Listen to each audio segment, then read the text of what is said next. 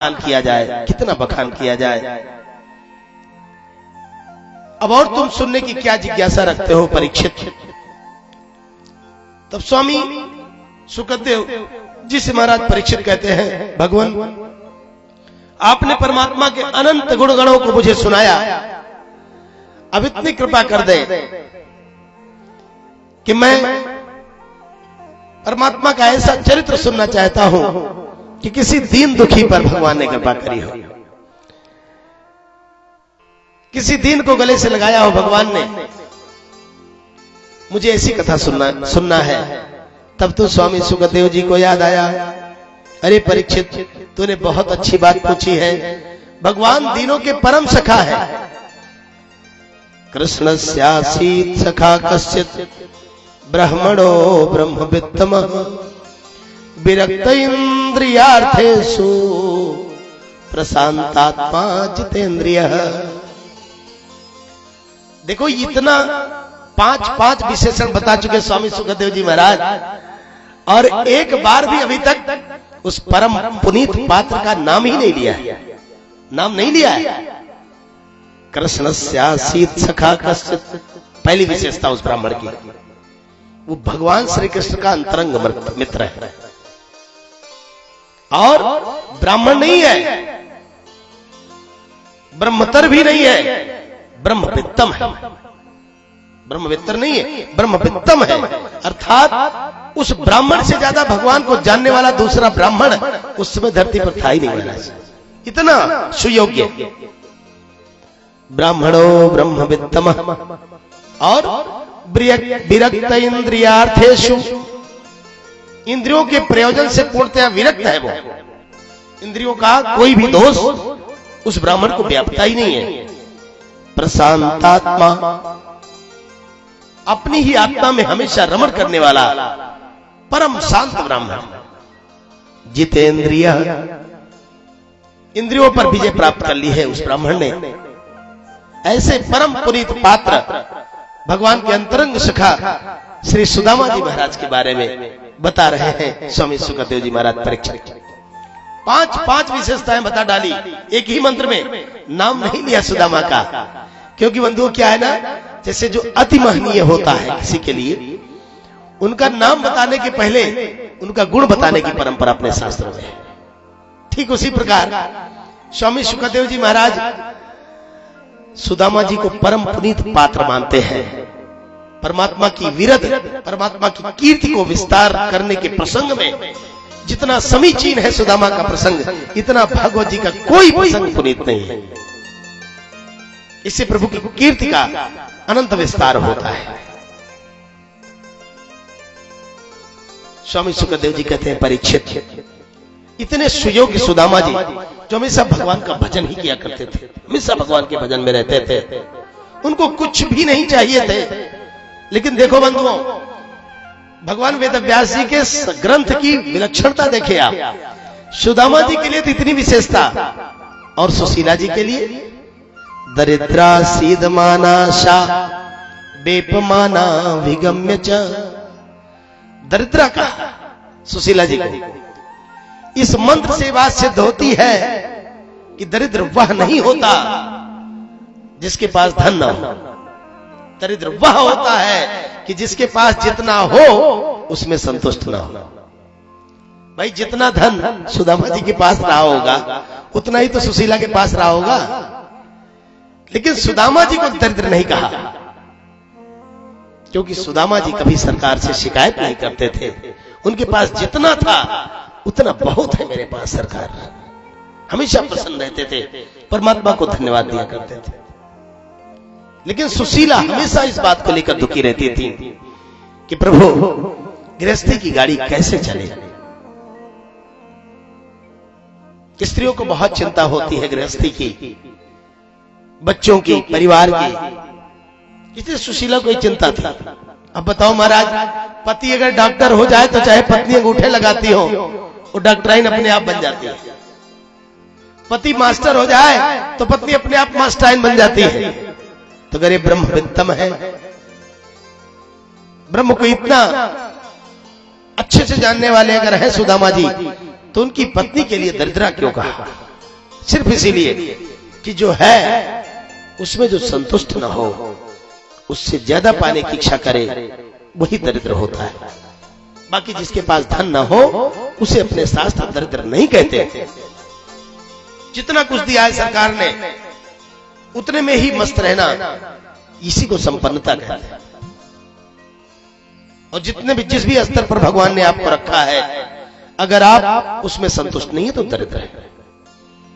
अब सुशीला जी अपने परिवार को जैसे तैसे चला रही थी। सुदामा जी से बहुत बड़ा वास्ता नहीं था गृहस्थी से, क्योंकि वो तो हमेशा भगवान के भजन में रहते थे।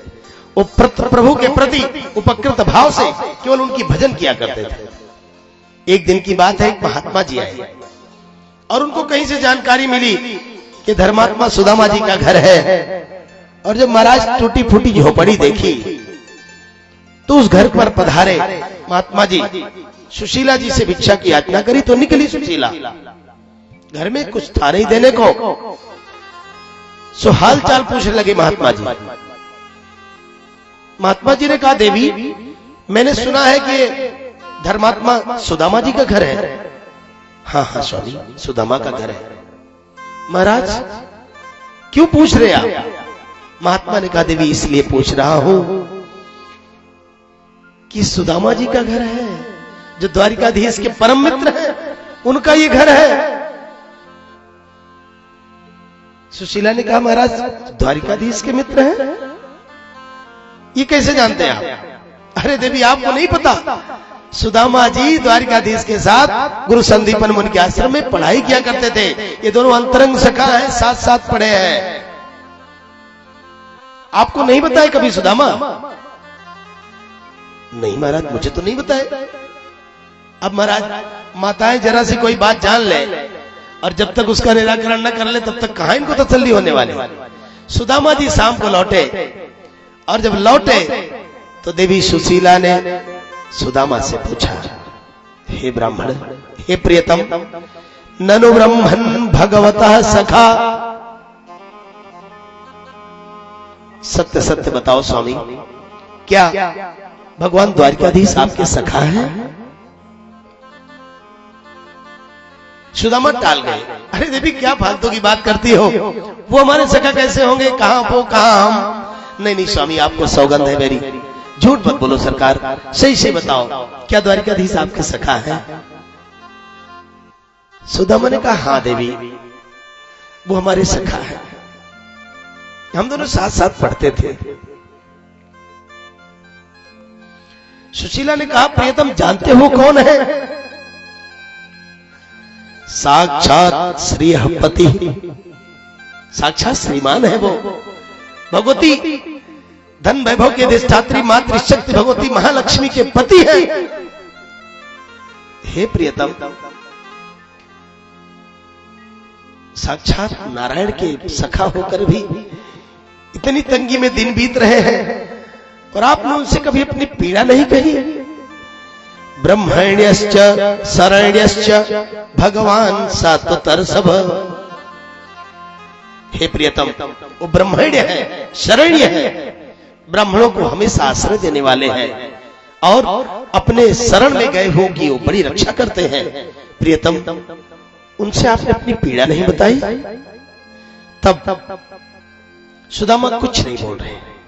हे प्रियतम, उनके पास चले जाओ और जाकर के जब आप उनके पास जाओगे, अपनी पीड़ा बताओगे, दास्यति द्रविणम भूरि सीदते ते कुटुंबिनः। हे प्रियतम, प्रभु से मिलने चले जाओ। जब उनसे मिलोगे तो ढेर सारा धन देंगे और जब वो धन देंगे तो हे मेरे जीवन धन, हमारी दरिद्रता दूर हो जाएगी। उनके पास चले जाओ। विचार करो बंधुओं, सुदामा कितने आत्मारामी है। मामूली से आदमी से आपका परिचय हो जाए, जैसे मंत्री मिनिस्टर से आपका परिचय हो जाए तो उनके कैलेंडर के साथ अपना कैलेंडर आप लगाते हैं घरों में कि विधायक जी के साथ मेरी फोटो है, उनकी गाड़ी पर बैठे हुए, हाथ मिलाते हुए, गले लगाते हुए, ऐसे ऐसे। और सोचो महाराज, सुदामा जी को देखो, सुदामा जी के सखा है भगवान द्वारिकाधीश, त्रैलोक्य जगत के इस चर और अचर के एकमात्र स्वामी जो है उनके मित्र है सुदामा। लेकिन महाराज औरों से बताने की बात छोड़ो, अपनी पत्नी तक से कभी चर्चा नहीं किया है। ये है आत्मारामी, क्योंकि सुदामा जी जानते थे कि उनसे मांगना क्या, उन्होंने ही तो सब कुछ दिया है। बंधुओं, हमको कभी कभी लगता है कि भगवान ने हमको क्या दिया है। अरे पगले, अगर तू इतना सोचने की क्षमता रखता है कि प्रभु ने मुझको क्या दिया है, ये भी तो प्रभु ने दिया है।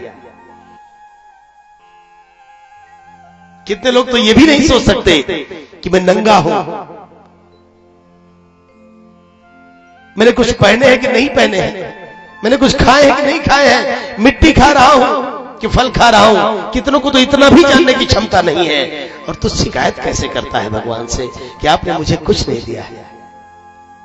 प्रभु ने कुछ दिया है, इसीलिए तो तू है। सुदामा ऐसे आत्मारामी है जो कभी भी कोई शिकायत नहीं उनको सरकार से। और सुशीला कह रही है बार बार, स्वामी उनके चरणों तक चले जाओ। देखो बंधुओं, प्रत्येक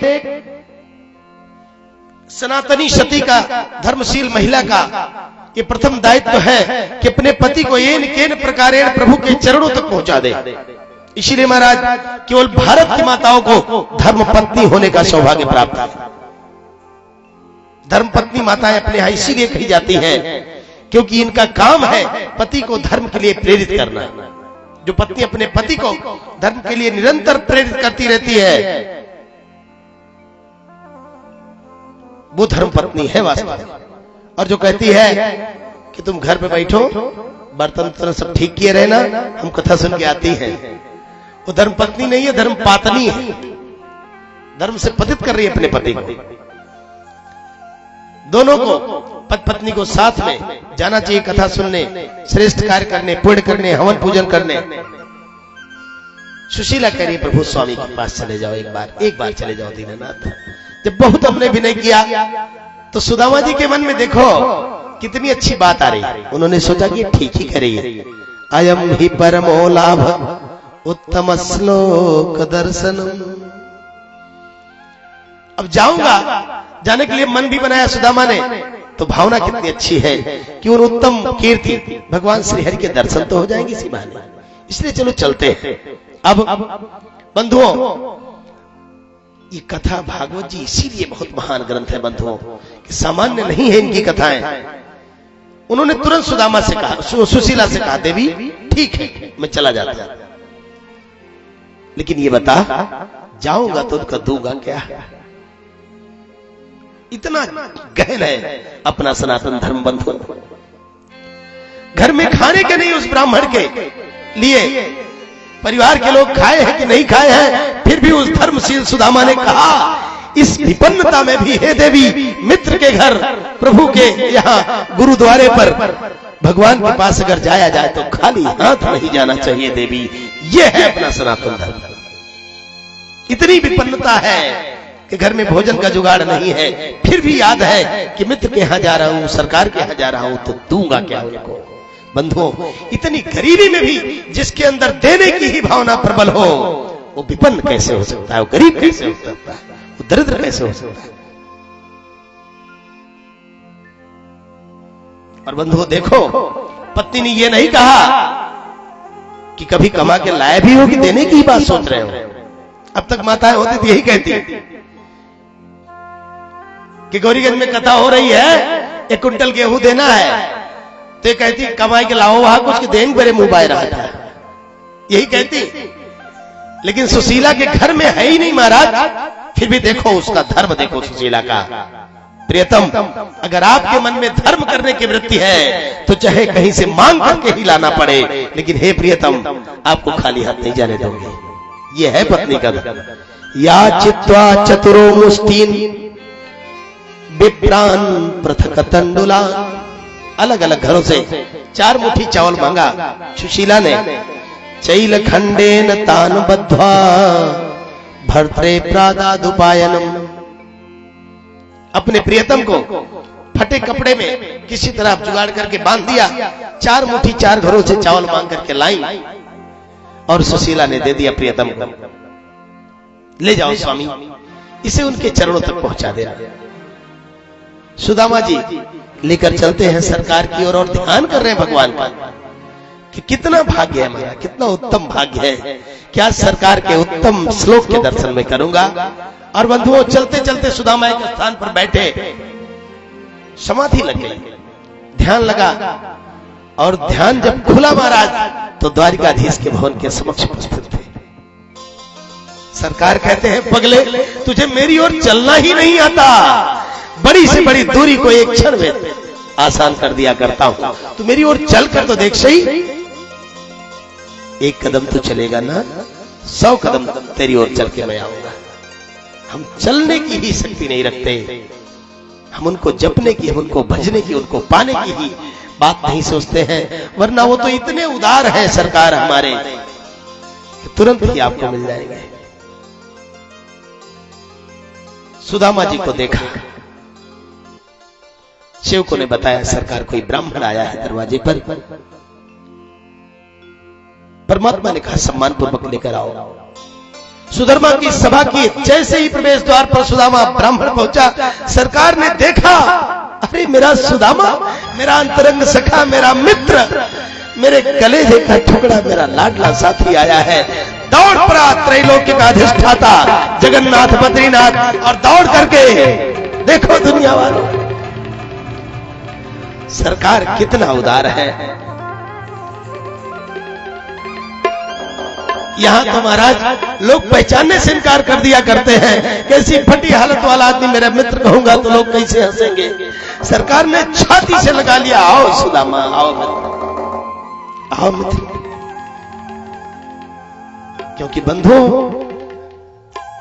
भगवान जानते थे कि सुदामा मेरी ओर आने के लिए कब से प्रयासरत है, भगवान से कुछ छुपा थोड़ी है। तो सब जानते थे कि सुदामा मेरा परम भक्त है। छाती से लगा लिया दीनानाथ ने। पूरी सुधर्मा सभा आज खड़ी है सुदामा के सम्मान में, जिसे जगदीश ने अपने गले से लगाया हो, उसका सम्मान और कैसे नहीं करेगा। सरकार ले गए उस सुधर्मा सभा के सिंहासन पर, जहां पर बैठने से इंद्र भी शर्माते हो। इंद्र की भी हिम्मत नहीं थी कि प्रभु के बगल बैठ जाए। उस सुधर्मा सभा के सिंहासन पर सरकार ने धर्म सम्राट सुदामा को पधराया है। बैठो मित्र, बड़प्पन ये है बंधुओं,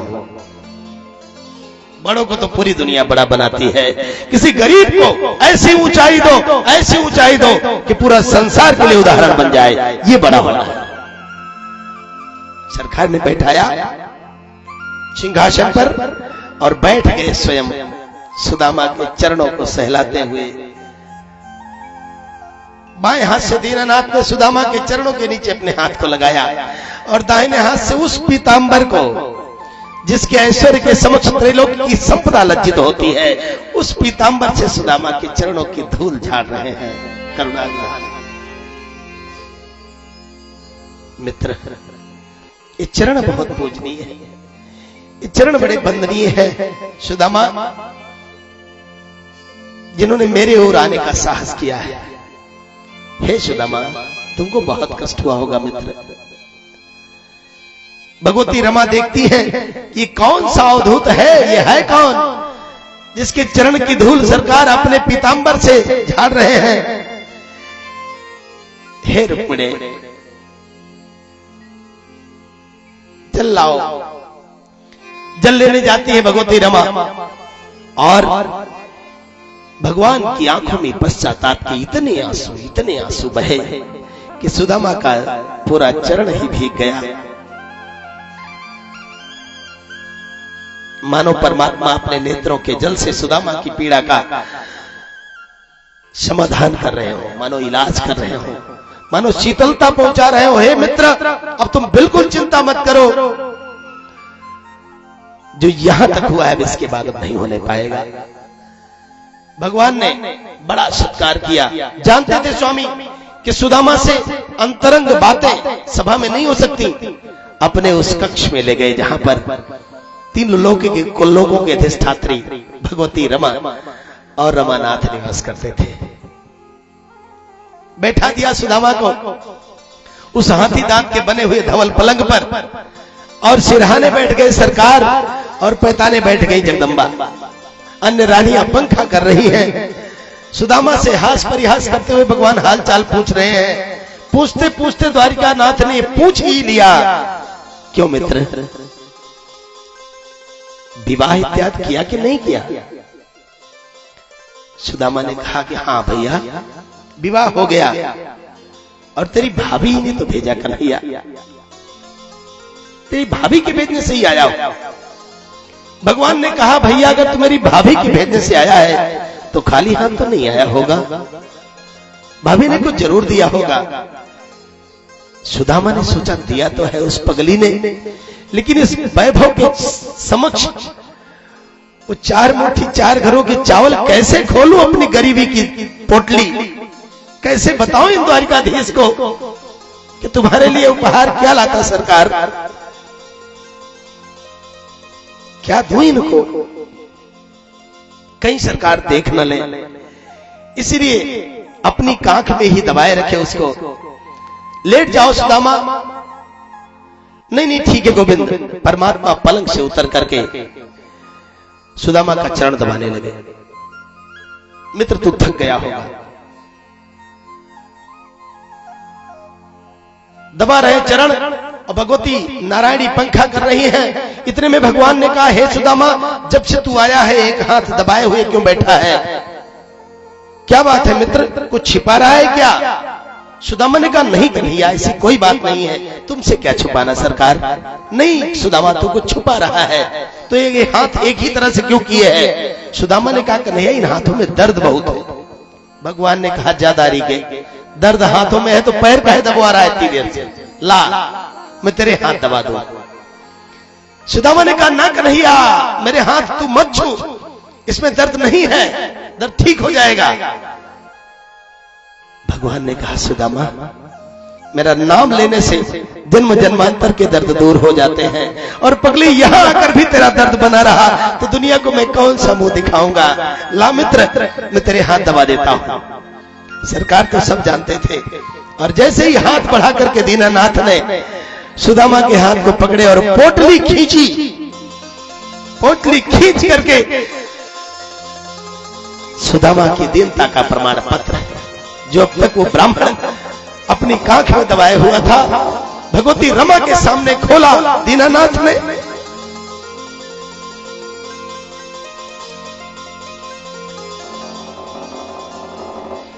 देख देवी, इसलिए मैं कहता हूं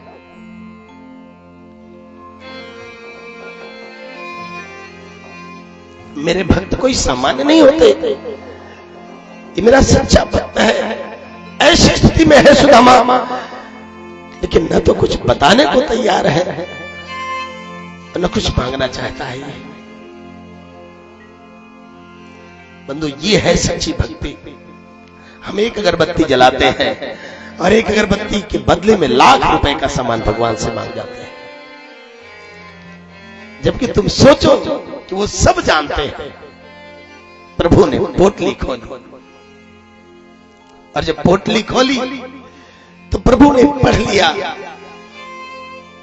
सुशीला के अंतःकरण की वो चिट्ठी, जो चावल के दाने दाने पर सुशीला ने लिखा था, हे दीनानाथ, मुझे विश्वास है कि ये तुमसे कुछ नहीं कहेंगे, लेकिन सरकार, ये चावल मेरी दीनता का प्रमाण पत्र है, इससे अधिक मैं कुछ नहीं कह सकती आपसे। महीने में 2 एकादशी होती दीनानाथ, वो वैष्णवों के लिए होगी, और ये परम वैष्णव है जो तुम्हारे पास गए हैं। हे जगदीश, ये रोज एकादशी में ही रहते हैं। परमात्मा ने सब पढ़ लिया, और तुरंत ही उस चावल में से एक मुट्ठी चावल उठाया, और दीनानाथ ने एक लोक का संकल्प करके मुख में डाल लिया महाराज, और दूसरी मुट्ठी उठाई, और जैसे ही उसको पान करने चले, भगवती रमा ने हाथ पकड़ लिए। हे दीनानाथ, क्या कर रहे हो? क्योंकि बंधुओं, देने का दिखावा करना तो दुनिया वाले करते हैं, सरकार तो ऐसे देते हैं, ऐसे देते हैं महाराज कि किसी को पता ही नहीं चलता।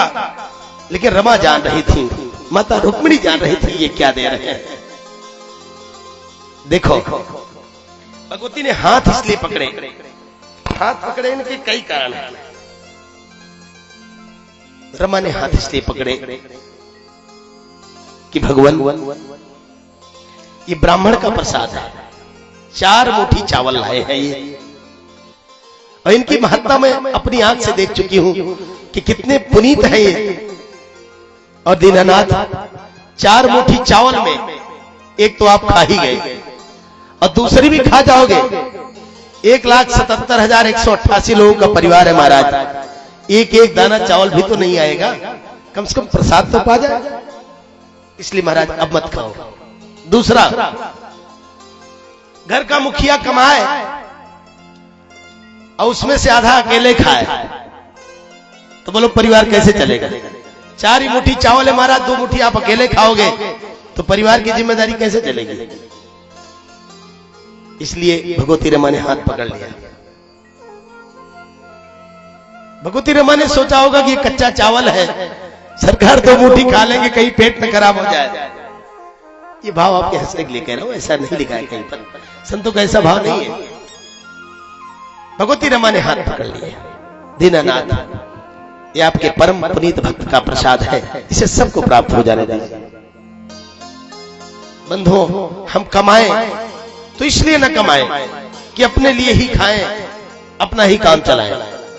जिनको परमात्मा ने परिजनों के रूप में हमारे पास भेजा है, उनके विप्रति भी हमारी जिम्मेदारी है, इसका निर्वहन करना चाहिए। और अब भगवती रमा ने रोक दिया सरकार को, सुदामा को सुंदर वस्त्र पहनाए भगवान ने, कई दिनों तक सुदामा रहे। और बंधुओं, चलने लगे जब सुदामा, एक दिन कहा कि द्वारिकाधीश मुझे आदेश दो, क्योंकि सुशीला अकेली होगी घर में, अब चलते हैं। भगवान ने कहा ठीक सुदामा, भाभी जी को मेरा प्रणाम कहना।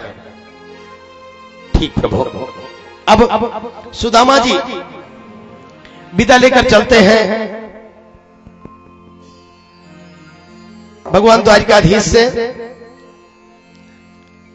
और चलते समय जब निकल पड़े वहां से, द्वारिकापुरी से, तब क्या सोचते हैं सुदामा जी? क्वाहम दरिद्र पापियान क्व कृष्ण श्री निकेतन, क्वाहम दरिद्र पापियान क्व कृष्ण श्री निकेतन, ब्रह्म बंधुर्ति स्माहम बाहुभ्याम परिरंभितः। क्या याद कर रहे हैं?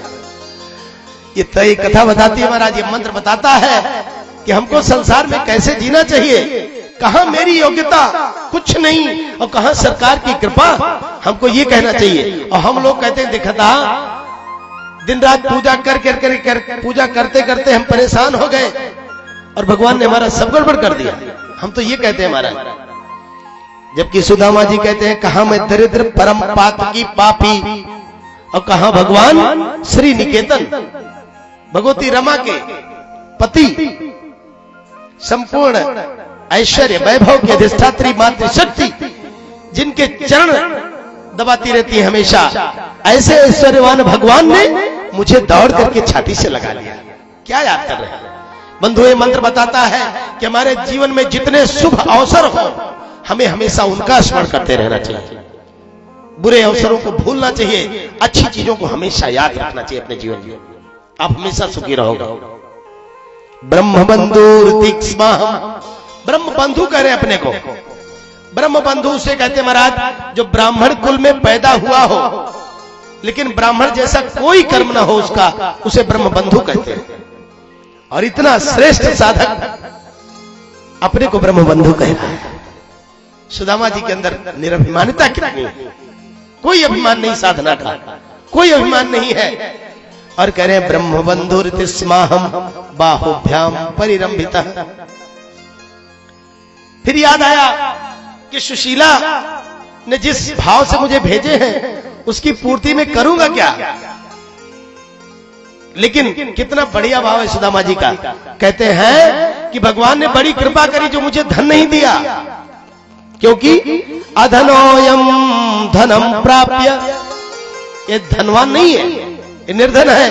अगर धन पा जाएगा, अधनोयम धनम प्राप्य माद्यनुच्चैर्न माम स्मरे।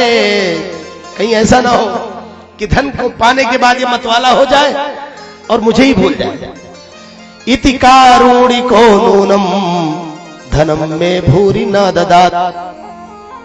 ऐसा सोच करके ही करुणा निधान भगवान ने मुझे धन नहीं दिया।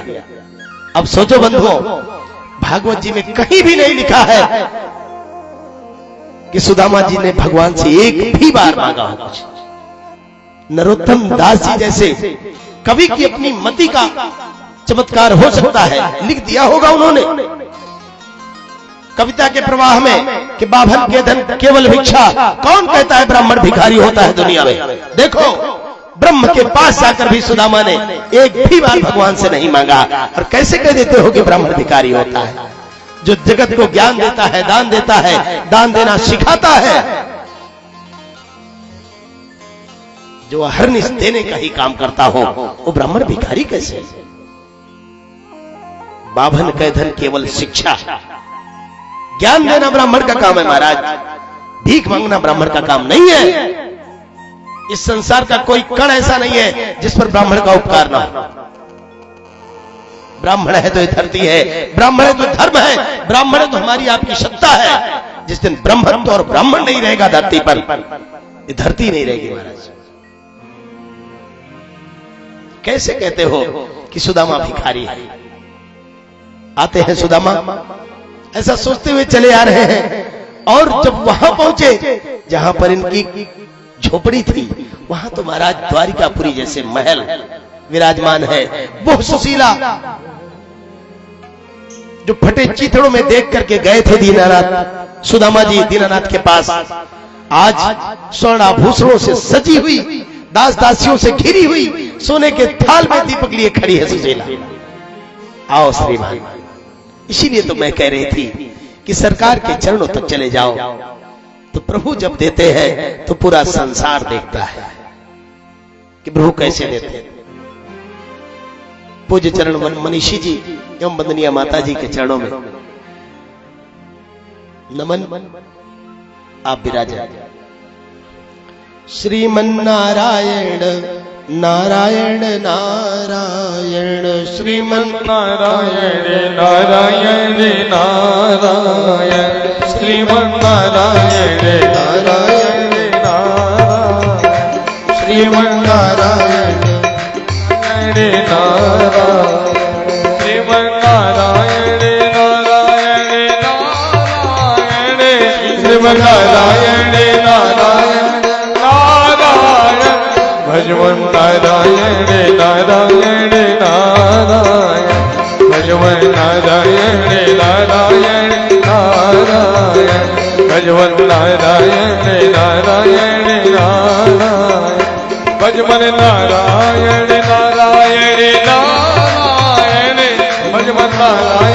नारायण नारायण, श्रीमन नारायण नारायण नारायण, श्रीमन नारायण नारायण, श्रीमन नारायण नारायण नारायण। बोले लक्ष्मी नारायण भगवान की। अब कुरुक्षेत्र में सूर्य ग्रहण की बेला है। सारे ब्रजवासी, द्वारिकापुर के सभी लोग, द्वारिकापुरी के सभी लोग आज कुरुक्षेत्र में इकट्ठा हो रहे हैं, और भगवती देवकी और महाराज वसुदेव भी आज कुरुक्षेत्र में स्नान के लिए आए हैं। और वहीं पर महाराज बहुत दिनों के बाद भगवती देवकी की भेंट भगवान द्वारिकाधीश से होती है। अपनी मैया को देख करके कन्हैया प्रसन्न हो गए, जाकर चरण स्पर्श करते हैं। माता देवकी ने बाहों में भर करके अपने लाल को प्यार करते हुए कहा, पुत्र बहुत दिन बाद तुझे देख करके मन परम आह्लादित है। हे पुत्र, तेरी कीर्ति सुना करती थी, लेकिन तेरे दर्शन को हमेशा तरसती रहती थी। मां, तू मुझसे कुछ मांग ले। माता देवकी ने कहा कि हे कन्हैया,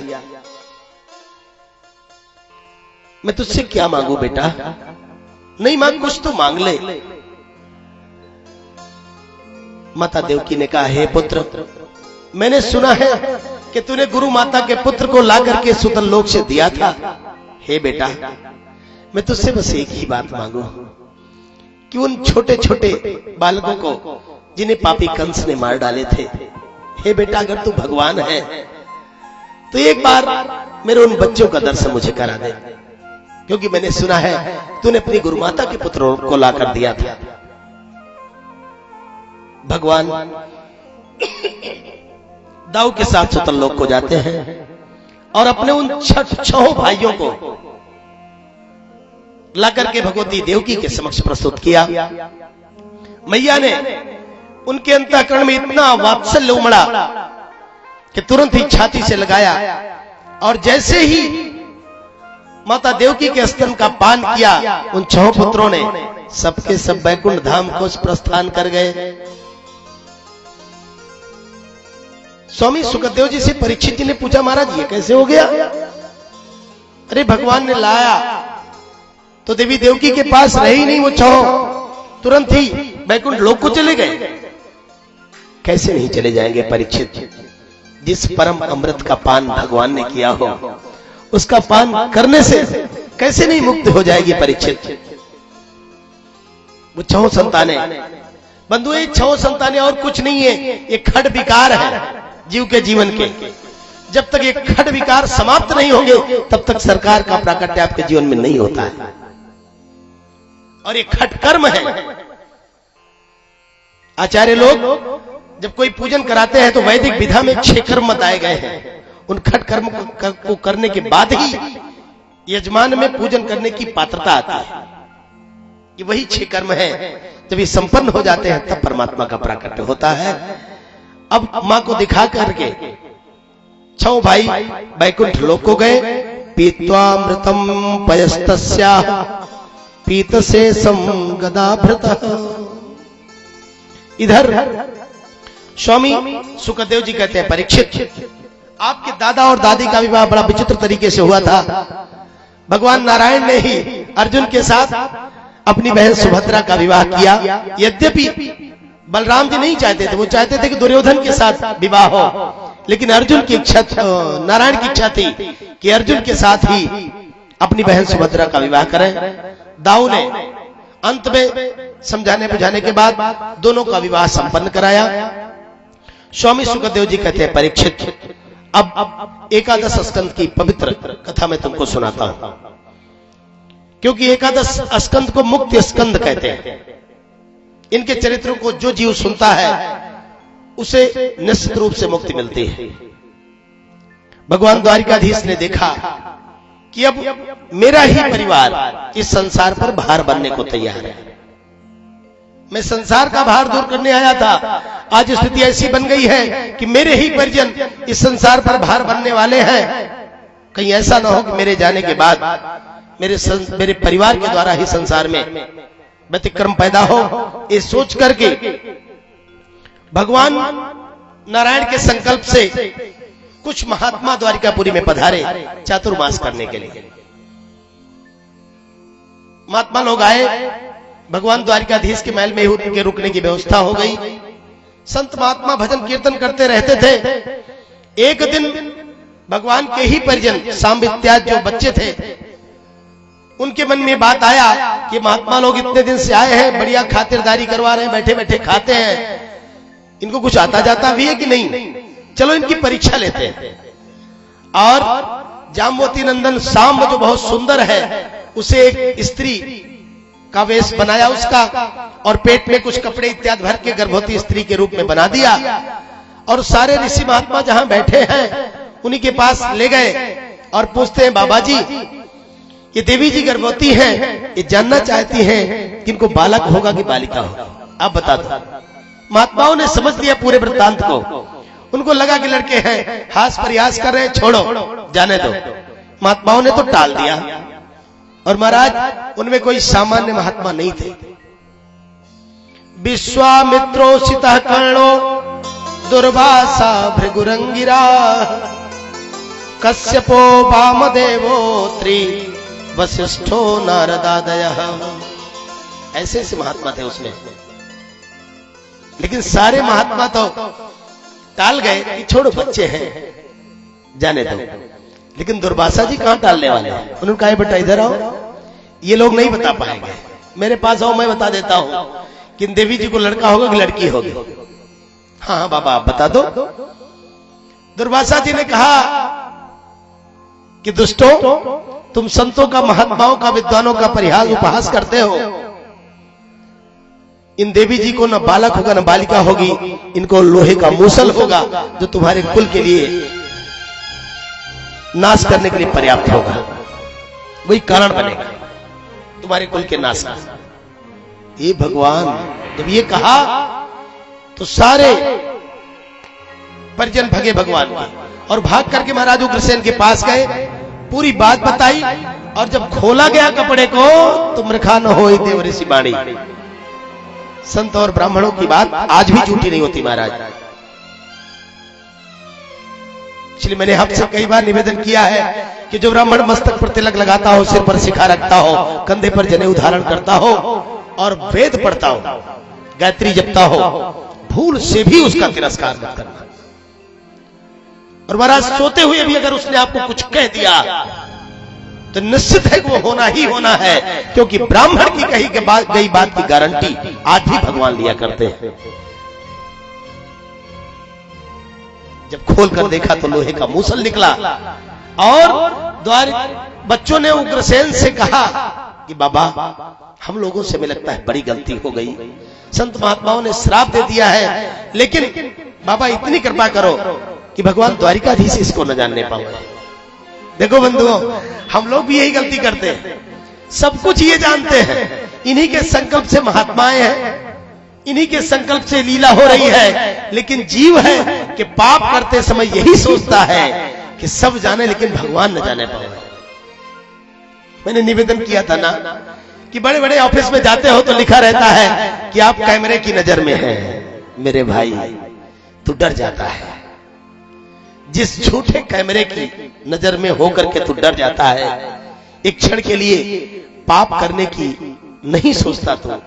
मेरे भैया इस झूठे कैमरे के बारे में क्या डरना, डरना है तो इस सच्चे कैमरे से डरो जिसने 1000 कैमरे फिक्स कर दिए तुम पर। अब वो हर क्षण तुम्हारी रिकॉर्डिंग कर रहे हैं। ये रिकॉर्डिंग जब चाहोगे पुनीत भैया डिलीट कर देंगे, लेकिन इनकी वाली रिकॉर्डिंग कभी डिलीट नहीं होने वाली, कभी नहीं डिलीट होगी।